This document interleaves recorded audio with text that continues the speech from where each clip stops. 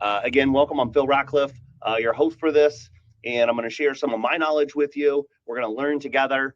Bear with me if things don't work perfect, because as I said, we're going to be doing this a lot live with the actual AIs and type and talk and etc. To them, etc. So again, if you have questions, go ahead and throw them in the chat question, and we'll hit some of them as we go along. So today we're talking about how to use AI to help you build wealth, security, peace of mind, especially for those of you that may not want to hire someone like us, a financial advisor. You really can leverage the power of the AI to help you with these things. And it's not perfect. And again, the thing that I always kind of have to do is for this, we have a disclosure. So these webinars and what's so, even though we are financial advisors, we're an awesome financial firm. We try to find the best information that we can. We believe it to be accurate and reliable. However, we don't make any warranties. It's not guaranteed. Things could change. Of course, I hope you know that AI can give you crazy results sometimes, and you need to double check things and make sure that it's right before you implement it. Or if you do have an advisor or so, you can absolutely do these things to double check us, or to do it so you're prepared before, and then you get a validation and elevation from the professionals that you work with, whether it's someone like us, a financial advisor, or attorney, or a CPA, or an accountant, etc. So sorry to bore you with the legal side of things, but we got to do it because I don't want somebody to make a mistake in their life just thinking that AI is always going to tell them the right financial thing. So here's my bottom line up front. I like to do a bluff. So be a cyborg, put the best things about you and your brain together with the best things in technology. I believe this for a long, long time. AI is just elevating that a whole lot more and adding a softer side to it. If you haven't used it a lot, you'd be surprised when you interact more how empathetic and understanding and what so that it can be, instead of blunt and hard charging and trying to just solve your problems fast a lot of times, like friends or humans will do. So do it, embrace it, to more or less degrees depending on you. The first thing we're going to talk about when we're talking about all these things that you can use it to help with your finances and your well-being is, let it help you to get a job, get a better job, improve yourself, make a career path, etc. Because if you do optimize how much you earn over your lifetime, and I think it's going to become increasingly important that we adapt, because I do think the marketplace is going to change with all how fast technology is changing and what so, that it's going to be a game changer for people that can do this well. Let's see. Okay, I just make sure there were any questions yet. Optimize your savings and investments. I think this is what everybody's mind goes to when they hear something like this. It's just like, oh, this is just going to give me good investment ideas and I'm going to make a bunch of money. I would be careful of that, because if it could do that already, people would have already been using it to make all the extra money from the artificial intelligence insight. I think it's more about the people that will take the time and learn the skills to ask it thoughtful, good questions to get to good answers for a lower cost. And it helps them to implement these things that are really going to reap the benefits from this. And we're going to go into examples and what so. And then the last one is protect yourself. So not only, can we make more money, can we use it more efficiently, grow it better, but we also want to make sure that we protect it. And whether that be from like the online stuff of like identity theft and cybersecurity, or it be on the protection side of not losing your money, having the right amounts of insurance to protect yourself and those you care about, etc. So those are kind of my 4 things on the bluff that we're going to talk about today and dig through. So we're going to do a poll question real fast and throw it up, Dylan. And I want to see, for those of you on here, do you currently use artificial intelligence or AI in your day-to-day life? And so you got 5 questions on there, from 3 different kinds of yeses to a couple no's. I'd like to see where you stand. So give you a couple seconds to give us your side of things, and we'll see where everybody stands here. It's like the majority are in the top 2 yeses of yes, I use it all the time, multiple times a day. And the other third to fourth, I use it occasionally, like once or twice a week. Don't really have any no's in here, which kind of makes sense. We've got a little bit of adverse selection, people that are probably interested in this. Let's close that poll down. Are ones that probably use it. So thanks for participating on that. I'd like to see who we're talking to individually here. So what to use? So first, we just got to get into, which AI are you going to use to begin with, right? And so this is where we could start to dig into, using the AI itself. So we could say, give me a summary of the AI services I could use and their benefits, strength. I'm not the fastest typer either, so sorry. And costs. Let's just do this. Okay. So right now, this one that I'm using right here is ChatGPT. Okay. And so this is probably the one I'm going to default to, even though we may use some of the other ones after we figure out what they are right here. Because personally, this is the one I've invested the most for our business. And so we do have the teams paid for one for business, so that I can let our employees help our clients and their internal work, and it be private, secure, not shared, not learned on from the algorithm, etc. So let's see. So OpenAI, that's the one that we're using here. And interestingly, when you do these things, like say you're in one of these, you can change which model you're using, and different ones of them are better at different things. Okay. But for now, you can see all the different ones that it listed here. Okay. And so this is helping us, right? And it's like, all right, best for, and you can see these different things that they're better for. Okay. What are their strengths? Perplexity, always sourced. It's a great one for doing more deep research and getting footnotes and what's so. And its weaknesses. OpenAI admits, hey, we have occasional hallucinations. Copilot's actually built on top of OpenAI. So that's when Microsoft kind of made their deal with them. Gemini, that's Google's version right there. So you got to have a Google Workspace to really get the bigger version of it, and not just the free version. But I say most people are probably getting Gemini now when they're just Googling stuff, and you could say, tell me about Gemini AI. And you probably see this up here, right? That is Google's AI right there, and they're trying to leverage it in the search results beyond just the research results, because Google's actually reeling from how much search traffic they're losing that they used to get before, because people are just asking the AIs now what to do. There's Claude by Anthropic, and so Claude and Anthropic and Perplexity, these are private. Now there are investors in them from like Amazon and Bezos and other people you may not have heard of. Got started with people that used to be early employees and founders, maybe not founders, but really important early employees of OpenAI.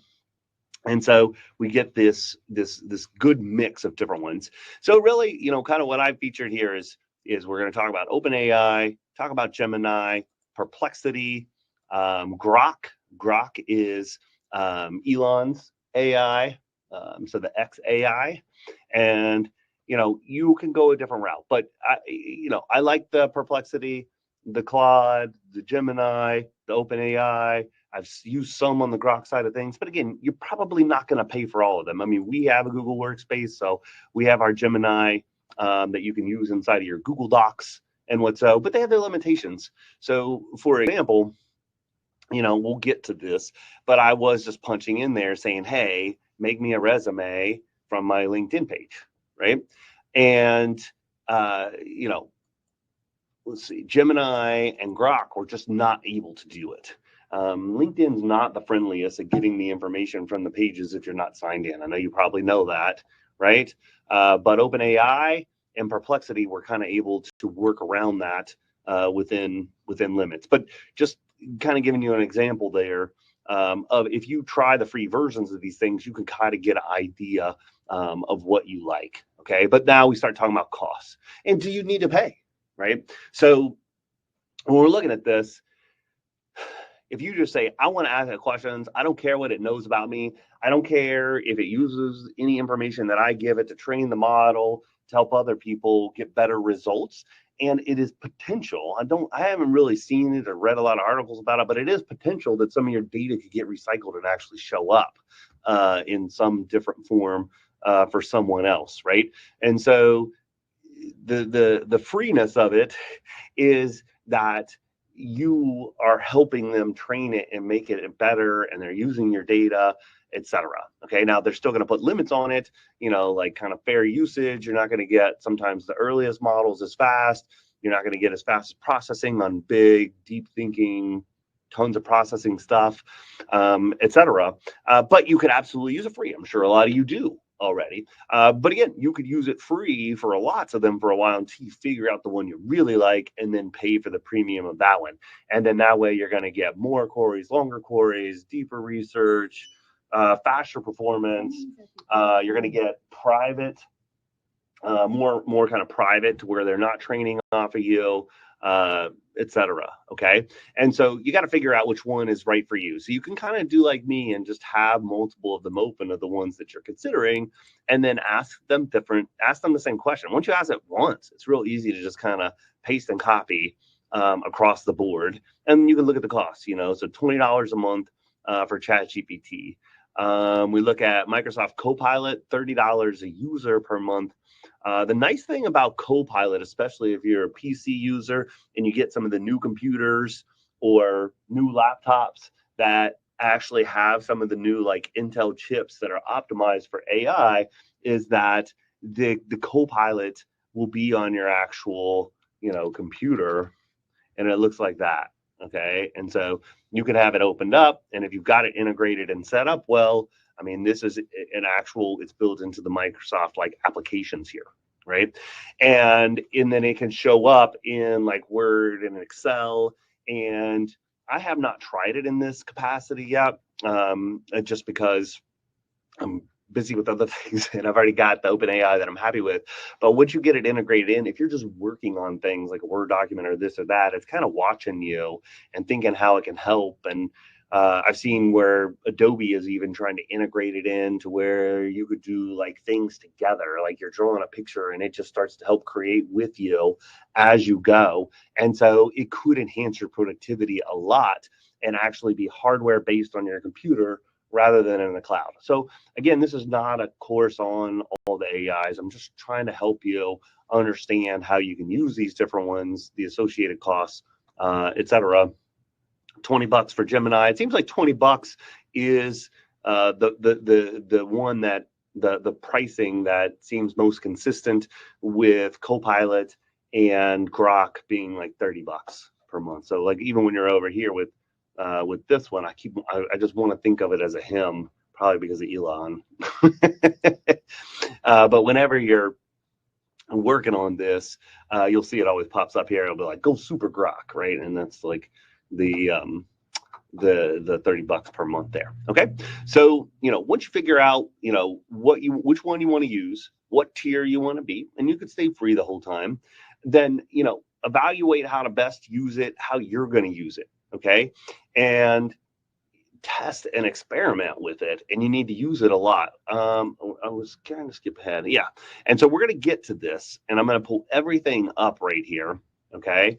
But, all the different ways you can interact with it.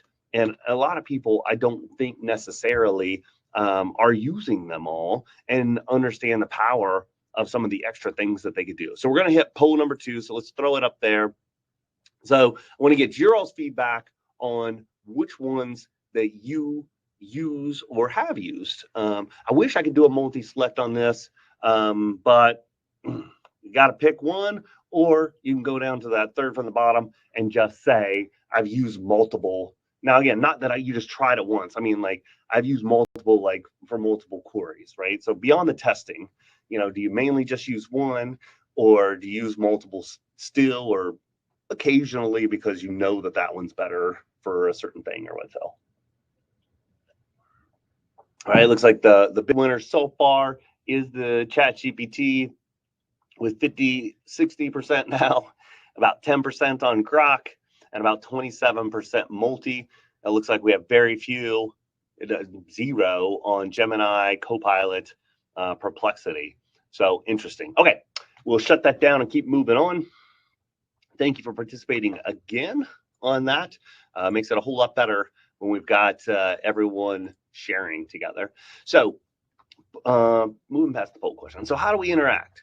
So obviously the first one, just like Googling, just like I did right here, you just type it in, just like how you're normally used to typing things in, right? And you can do that on all of them. And like I said, once you do one, if you're in that analysis stage, or you just don't trust what one of them said, or you want something better, then type it across, and man, how fast is that once you already wrote it once, right? You can do it again. And it's fairly simple. And I'm fairly impressed on all of them, like how fast they are on really complex things sometimes. Let's keep them coming down here just to look at what each of them did, right? So pretty good.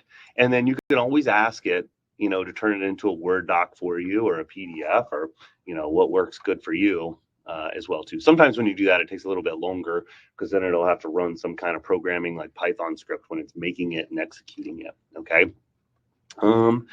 And then we can do speech to text. This is probably, these two are probably my favorite. Probably, as I admitted before, I'm not the fastest typer. And so, in this instance, the first one, the speech to text, is just like this. So I want you to take the information you gave me about those above and tell me which of the AIs are the best for text to speech. And so if you do that, and a lot of times you can ramble on, but to me, I like saying what's on my mind more than, and I can think about it. I can look at something else. I don't have to concentrate on typing. I can do a lot of things like that. And so you can see that works very well. It's kind of like when you do the same thing when you text and you're talking to it like that. It won't necessarily hit everything perfect, but the AI is good at knowing what you were talking about. Okay. So you don't have to be perfect. And the more you put in there, the better. And so you could see, oh, look here, Perplexity, Claude, which is Anthropic, not available, right? Salesforce Einstein, not available. That's kind of crazy to me. But again, if you really like those, a shortcut that you can do, you could find a different one. But like I said, we have the Google Workspace, so we've got all the stuff. One of the most reliable text-to-speech things where it's just it is a translator, but where it just transcribes what you're saying, is this Google Translate. And I use it all the time just because I have to, communicate with some of the people that I work with that only speak Spanish, and I'm not very good at Spanish, even though I've been learning. But you can see how good it is. It's not perfect in terms of getting everything grammatically right or whatso, but as I mentioned, the AI will just fix things for you.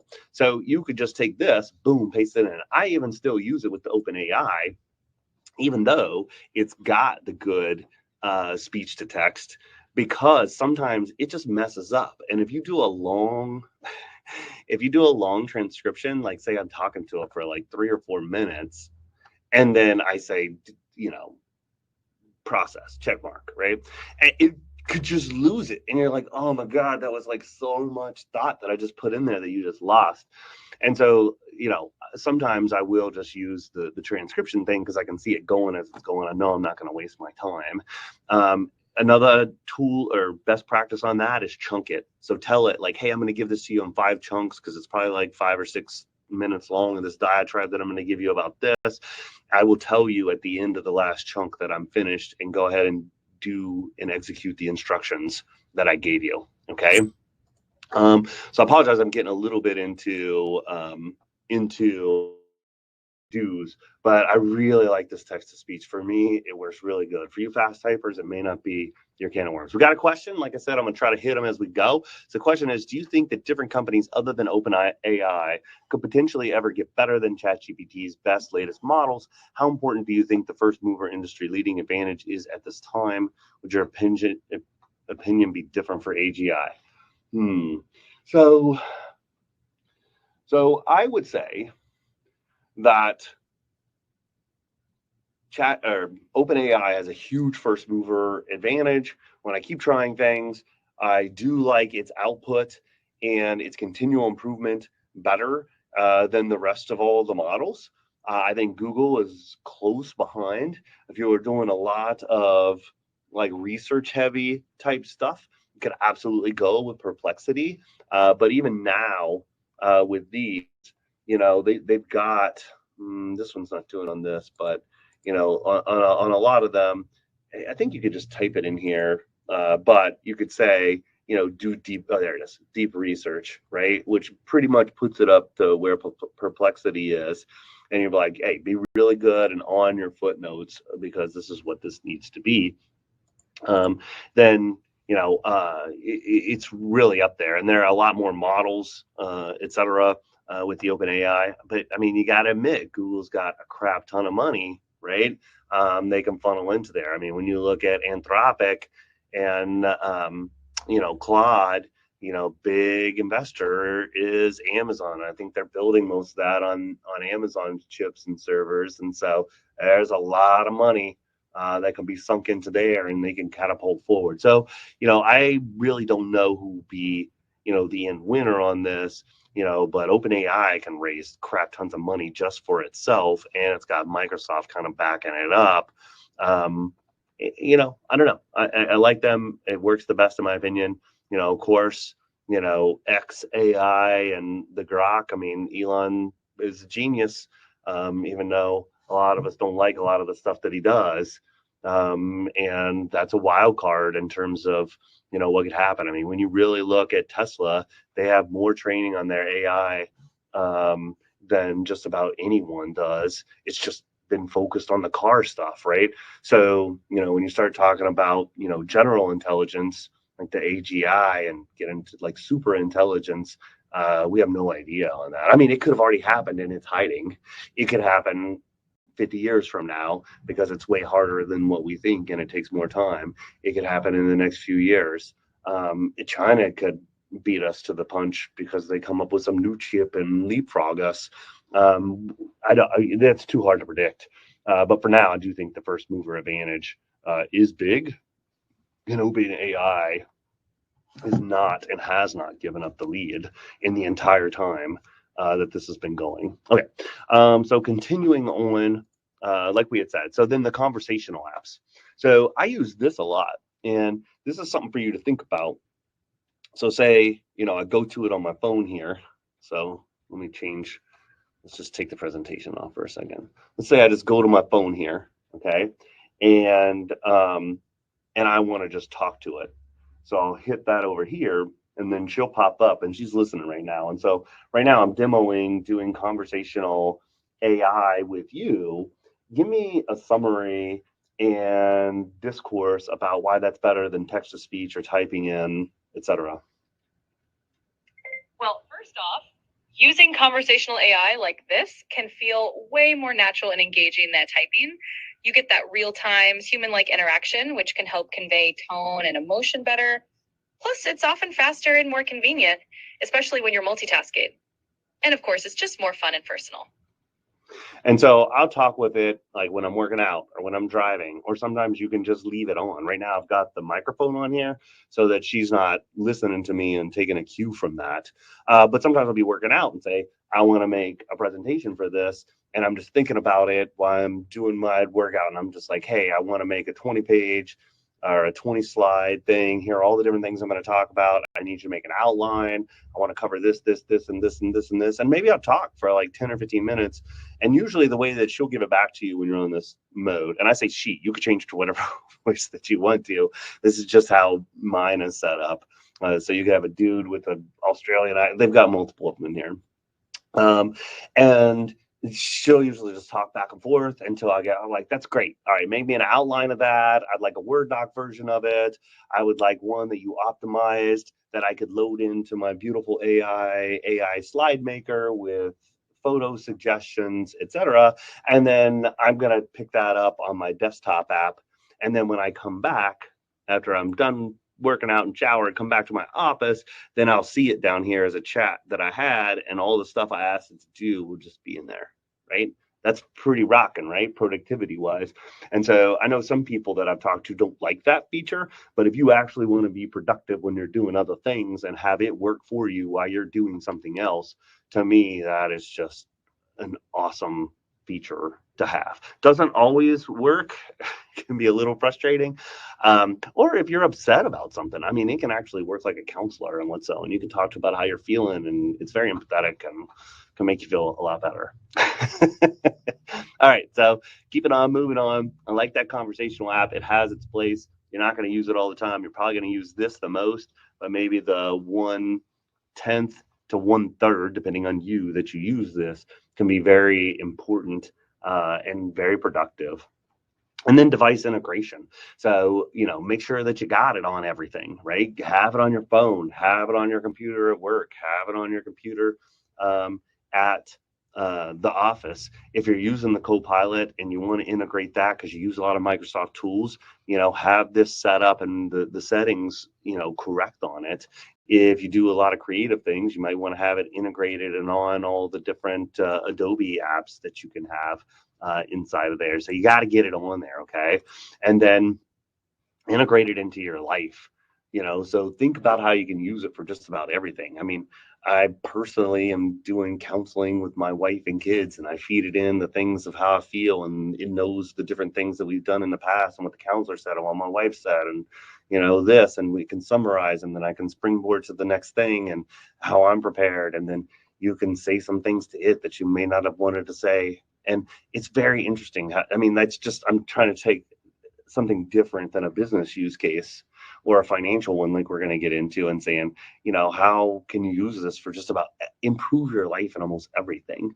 And then you just practice, keep doing it and getting better at it. A lot of people may not remember, but you probably see people that are horrible at Googling. They're like, I can't find it. And you just look at like what they're querying, and you're just like, dang, man, you're not even asking it the right thing to get the results that you want. Just type it in like this. And they're like, oh, there's all the stuff I need. That's kind of the same thing with AI. You got to figure out what you're going to ask it, how you're going to ask it. And sometimes it's just nail on the head and it gives you everything you wanted and more. And sometimes you're just like, it goes down this whole tangent of wrongness. And you're like, no, that's not what I was asking. I need this, and this. And it'll get better and better. And you're kind of refining together.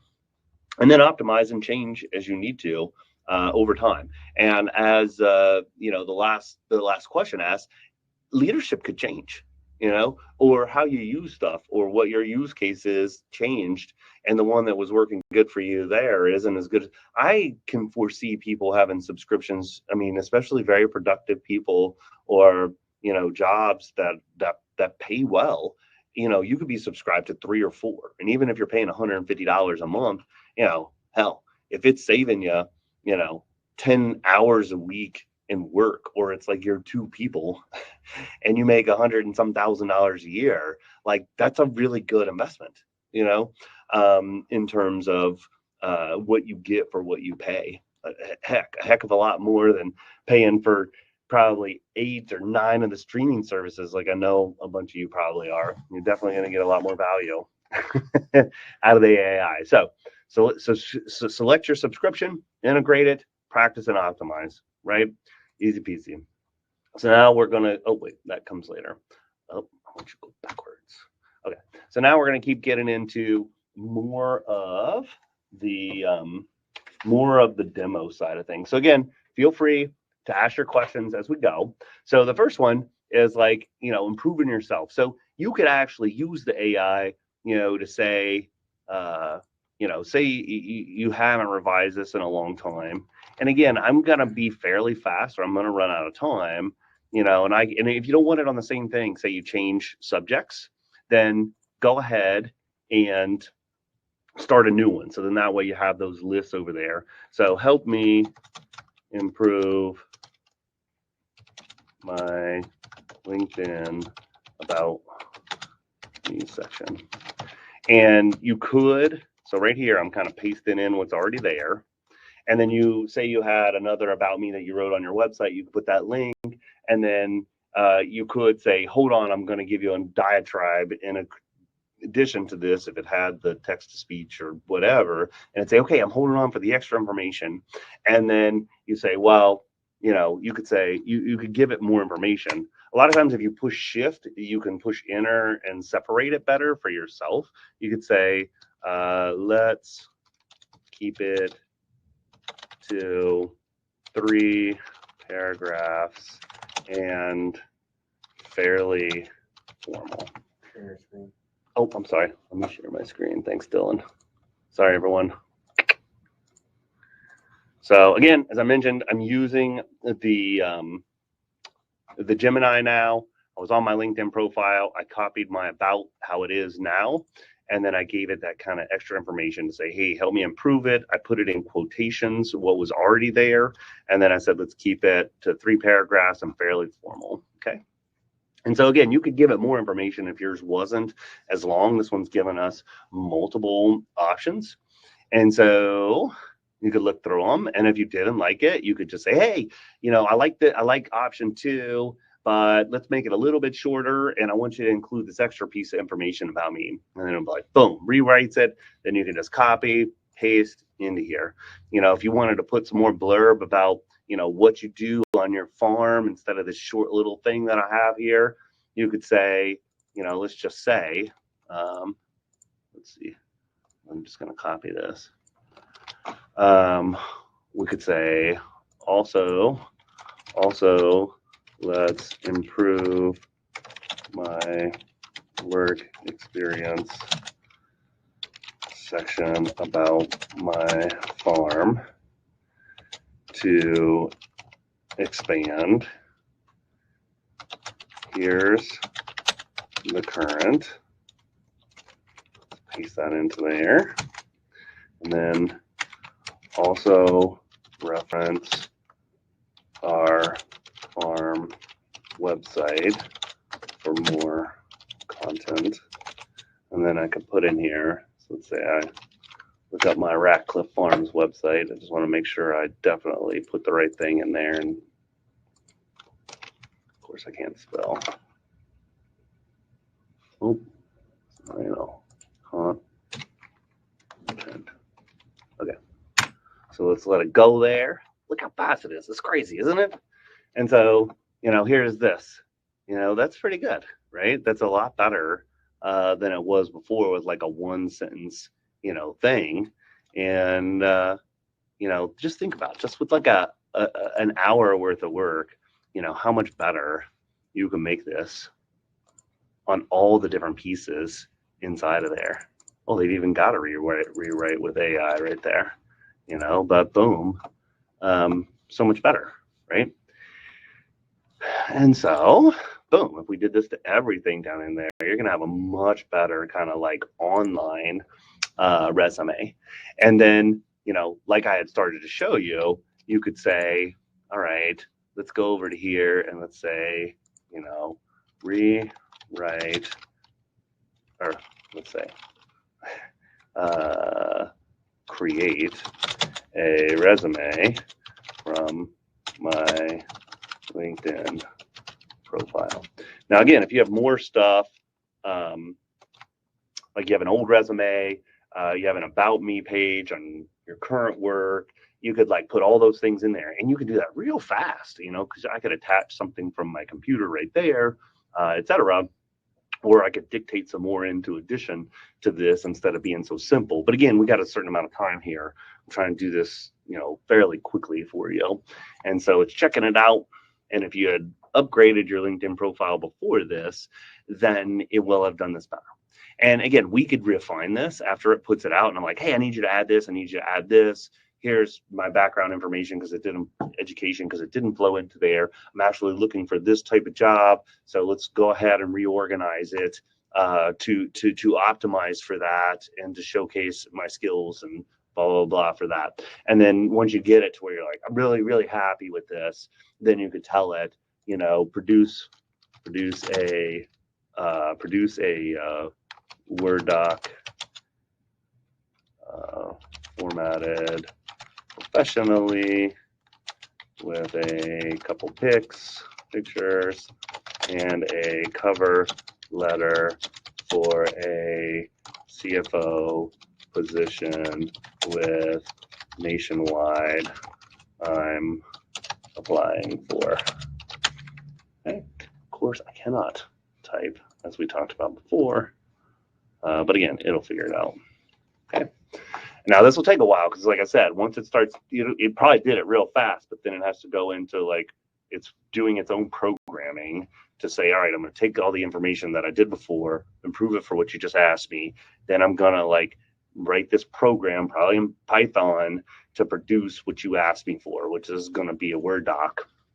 And I don't know if it's going to put it together or it's going to put it in two different documents like resume and cover sheet. So again, and I'm sucking up tons of time, we're going to have to move on from this, but I really wanted to show you, how this, is easy. So we'll kind of come back on this after giving it a second to work. Then you can move on. Oh, there we go. See what this looks like. Now, again, if you have the editing stuff, you could ask it to redo it if you don't like something about it, or you can just edit it in here if there's just a few things you needed to change. But how rocking is that? It took us like, less than 5 minutes. That's pretty rocking, right? And of course, if I would have refined this a little bit better, I probably would have been better. Only thing I left out was picture, right? But pretty cool, huh? So the other thing we can do is just say, let's go back to this. For where I'm at in my career, help me model out a career path between now and 65 that would give me good progression, increase my income, and, by your knowledge, help me have a more rewarding career path in my profession as well. So again, that's really broad, and so you could figure out more things to say or so, but this helps you like go back and forth with someone in terms of or something.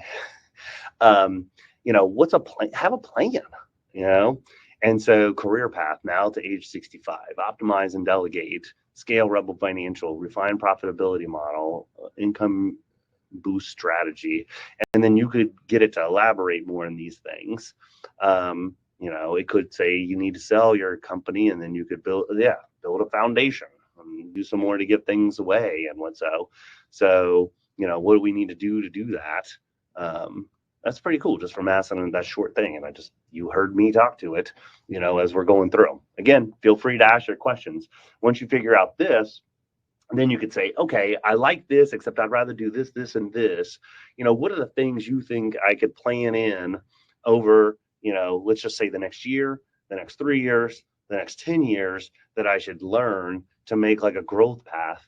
And it'll help you on that, and it'll design these things, and you can make a plan to actually implement almost on a day-to-day basis to keep growing yourself to accomplish this. Okay. So that's really important. That you do well with your career and your earning potential. And then, you could be one of those people that AI makes some of your job obsolete, right? And if that's the case, if you're growing and seeing this coming, this can help you be just right for the next thing, not like you're a victim. It's because you can adapt, you're going to be a winner, even if things change a lot. Okay. And so, okay, I thought there might be a question, but no. So let's move on to the next thing. And so I'm going to speed through this a little bit right here. But I use the AI to actually produce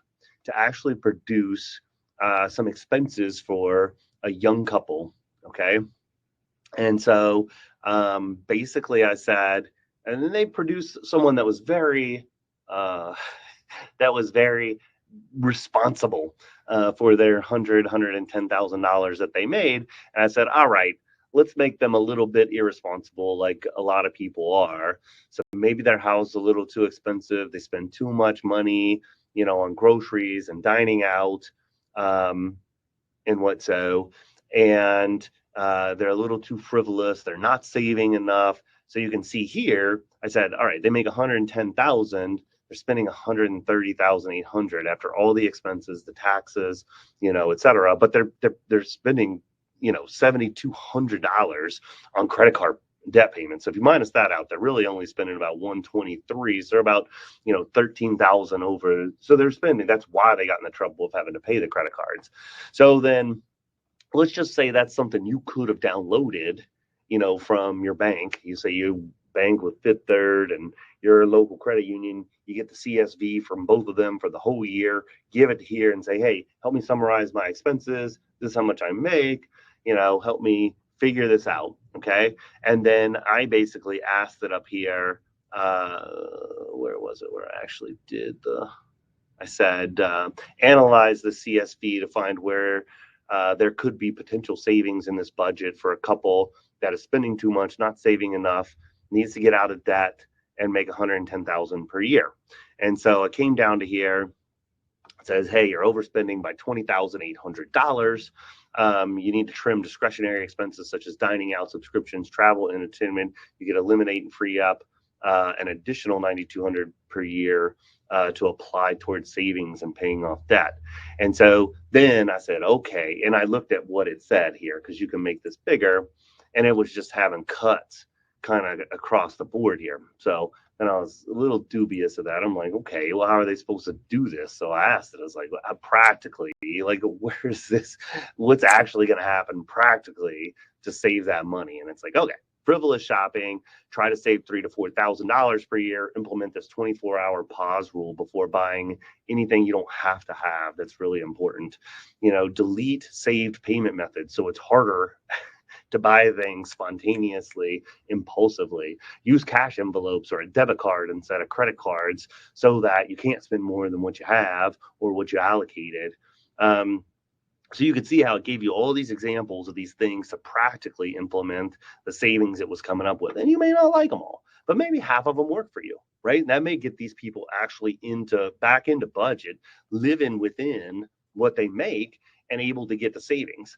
This did this all, for, probably about, maybe 10 minutes. You got to log into your banks and credit card and figure out how to download the stuff, and then to give it to here to give you an analysis. Then you could say, how could I save money? So again, you got to be careful. Stuff can hallucinate or what so, but I made this dummy data and then I fed it back. It came out pretty well. Okay.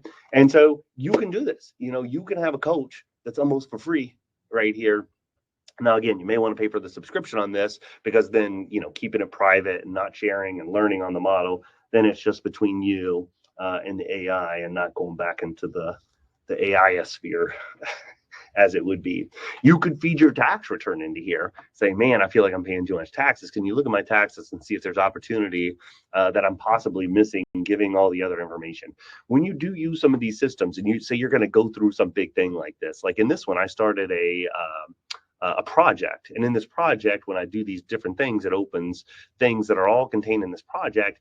And I can explicitly tell it, like, I want you to remember this for me. I want you to remember this so that I can keep coming back here and reference all the work that we did before.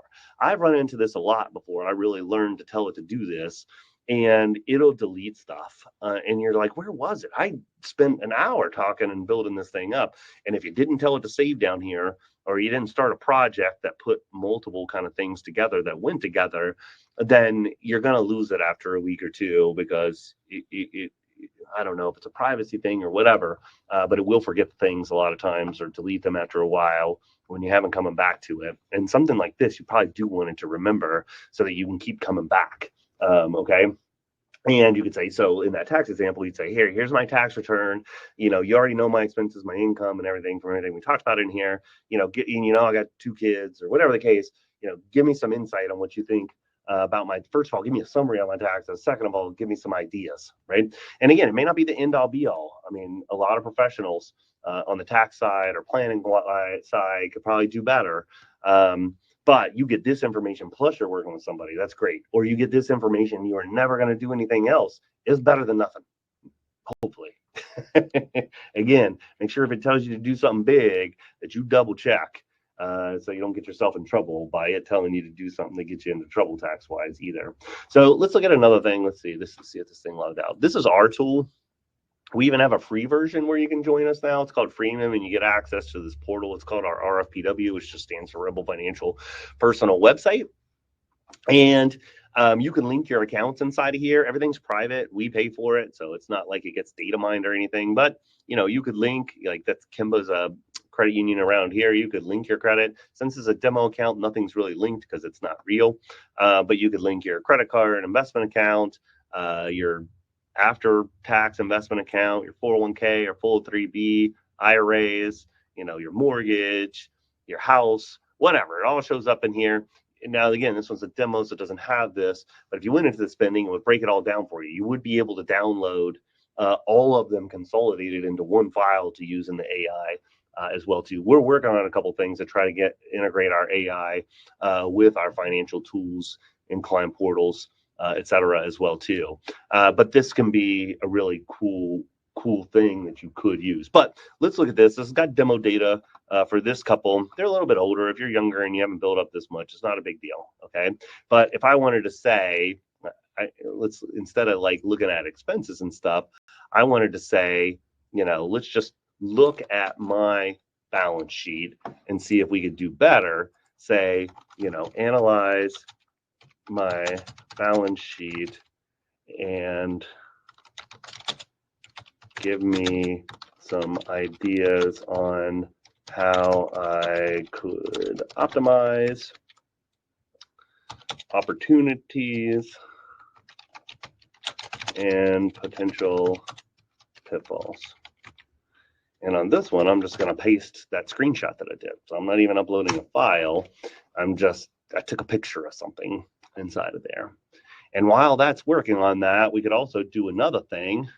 And again, we make this easy for people. So if you have lots of different investments and they're linked inside of here, you could go down to the investment section, and it could give you a let's do this one, a consolidated summary of like how you're invested, right? And so if we wanted to go take this, we got to make it even smaller so everything will fit. Maybe. Okay. Let's make it bigger so you guys can see over there. And we'll do an asset allocation analysis as well too. So this gives you the summary of breaking this down from all the different things that they have, from Roth IRAs to their full 3B and IRAs, and what they got in cash and real estate. And they actually got a lot in annuities. It actually was its first observation. Like, this has got a lot of annuity. So most people don't have this, but some people do. Some people get sold these things or inherit them. And so it's going to tell you, what's the pluses and minuses of these, review to make sure there's no penalties. But a lot of times these can be high fees. So when you start looking at potential improvements, when you look at these, then it's like, hey, limited flexibility, higher fees. So maybe we can get something to save you a lot on fees right there. Tax diversification in terms of how much is pre-tax versus tax-free. This person's actually in a pretty good situation. They probably need more cash for where they are in their life versus the 20K that they have in emergency savings. So pretty cool, right? So you could just from that fast thing of you linking a bunch of accounts, you can get some pretty good insight in here. You say, how about my investment asset allocation? What's your analysis on this?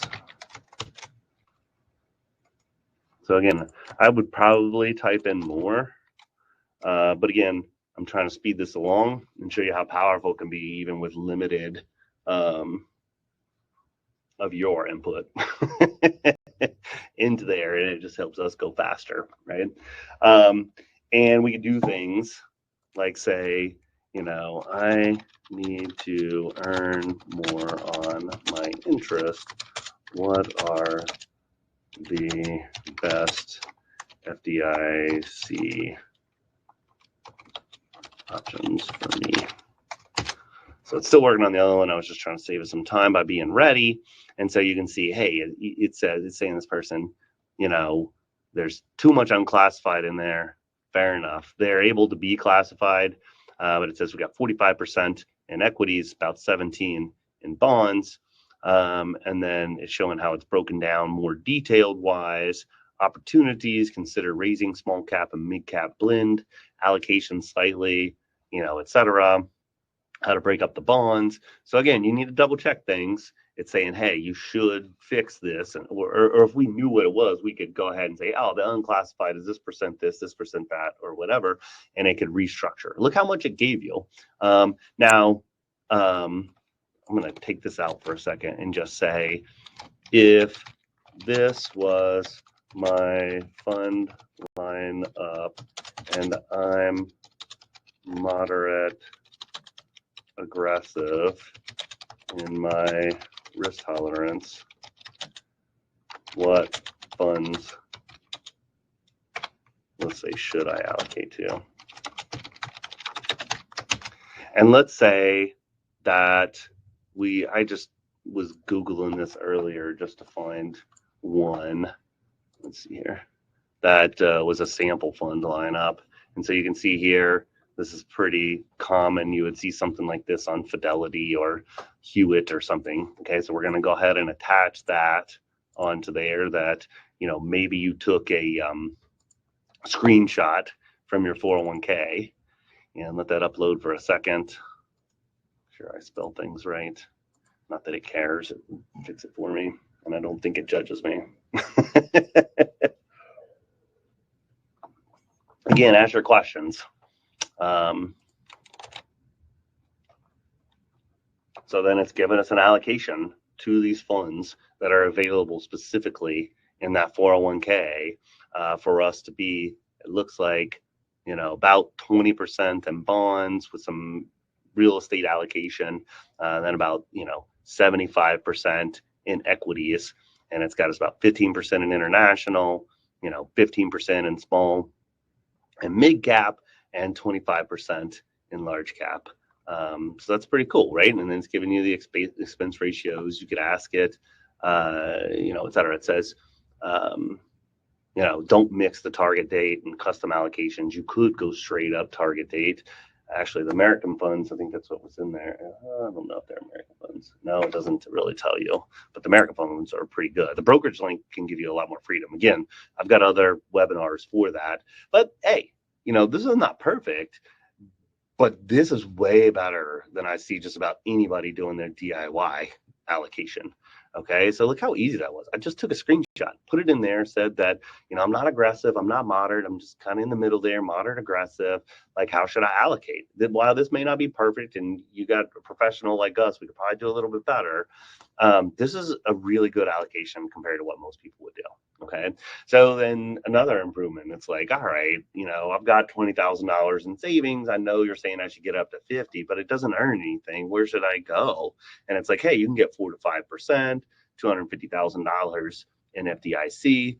Try one of these. Okay, you could get CDs if you're willing to lock in. Here's the approximate rates for those different time periods. You could buy treasury bills, and you may do a laddered approach of putting some in each of them as well too. And so that's pretty nifty, right? You should be getting somewhere between 4 to 5% right now if you're getting a decent deal. But if you're just at, Huntington Chase, Fifth Third, or, most of them out there, they a lot of them are just paying well below. I mean, Max My Interest is a service we provide for some of our clients, as well as Flourish. It's popping it up here. But look at that. Like, you got a problem, it's got answers to help you solve it there. Okay, so I'm 45 and you've seen my balance sheet, and I make, let's just say we'll say 150,000 with my spouse a year.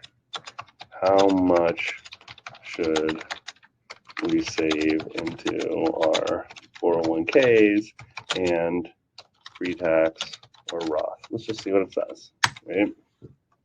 So if you're unsure what you should save, let's see what its advice is.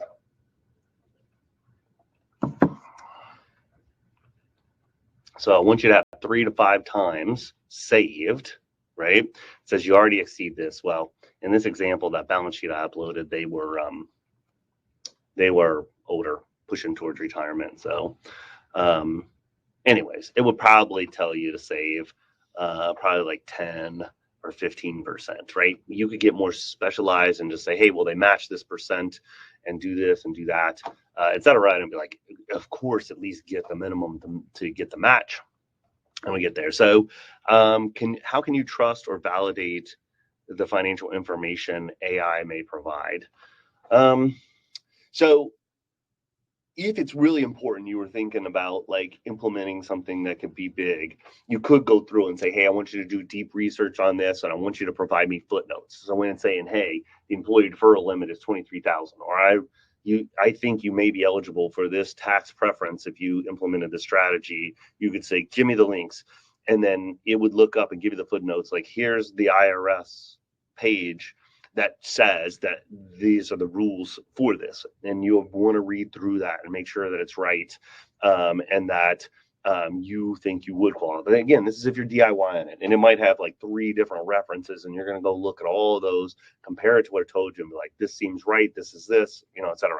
If it's worth a lot of money, and you're just like, heck, it doesn't cost that much to hire a professional to help me with this. Now that I know that I could do this, and then they could help me with all this other stuff, and I'm going to save 3 or 4 times more than what they cost, you can get you a professional on top of this to validate.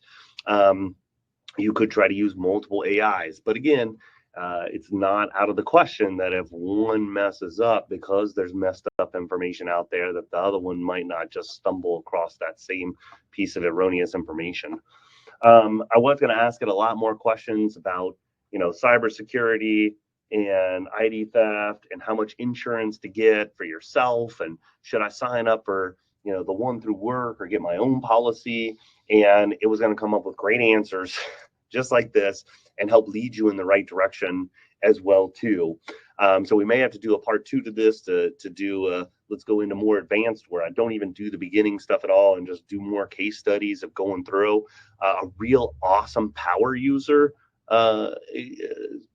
thing of this would be, I mean, what's one of the hard things to do? I was looking at the federal employees and just, oh my God, how many choices of different companies and plans and types of plans that they could choose from. It's crazy. And so you could really tell it your family structure, how much you make, what you spent the last couple of years on healthcare, your medical problems. You could feed it in the actual big, long things about each of the different 3 healthcare plans that you kind of broadly narrowed it down to, and be like, which one's best for us based on this? And it'd be like, choose this one. Like, that's awesome, because that could be like, if you were to really read all that stuff, could be hours of work, and people are not doing this well, unfortunately. And so that's a great use case for using the AI to help you make a really good informed decision on open enrollment. When you're doing your open enrollment, you could like have it open while you're there and feed all the stuff into it and ask it what you should do. And between the two of you going back and forth, within an hour, you could probably do like 10 hours worth of work and really elect some good things for yourself. So again, I apologize I didn't get to hit into all this. I'm not even going to hit the 3rd poll question, but I hope you're getting the drift of like how you can use this powerfully if you don't have someone like us that is like a partner to you figuring these things out. And even if you do, think about how many little things you could do in the middle, or how many times you did work with a profession that you didn't ask the question because you didn't want to seem stupid, right? You could ask the AI and it could tell you. And then if you do have an advisor or whomever, then you can go beyond that, validate, do the other things. And again, the cyborg thing, you could have professional plus you plus the AI. We're stronger together. And there are lots of things in our lives and in our work and etc. that this is true about. So hopefully this helped you learn a little bit how you can use this on your financial things. I really hope it does contribute to your financial well-being and doing better. If there's any way we can help you, as I had mentioned, we do have a free version. Check out on our website. I think I'll throw it up here. Dylan may have as well. There's where you can sign up for an appointment or sign up for our freemium, which comes for free, and you get that portal and you can aggregate things. And then as things change into the future, you could get more of a partner. We'd be happy to help any way we can. Best of luck to you. Hopefully we'll see you on one of our future webinars. Coming up, what are we on the next? How to start a business is our next one. That's going to be a cool one. I'm going to try to get really gritty, profitable, or demo wise, in terms of showing you like how you can actually do it, and even use some of the tools out there that'll help you set up very fast and efficient, and how to engage an attorney if you're not really sure about things as well too, just so you know. And you can do these things because it can be an awesome opportunity if you got a good idea, want to work for yourself, and are self-driven. So thanks again for joining us. Hope you have a great rest of the day, great rest of the week. Let us know how we can help, and hopefully we will talk to you sometime in the near future.